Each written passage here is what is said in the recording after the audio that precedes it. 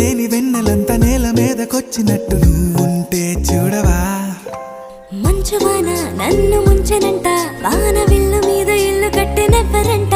ఈ లోకమంతా నిన్ను చూసినంట, ఏ దిష్టి నిన్ను తాకకుండా ఇంటిలోన దాచుకుంటా. రంగు రంగు తారలన్నీ తొంగి తొంగి ఒక్కసారి చూస్తే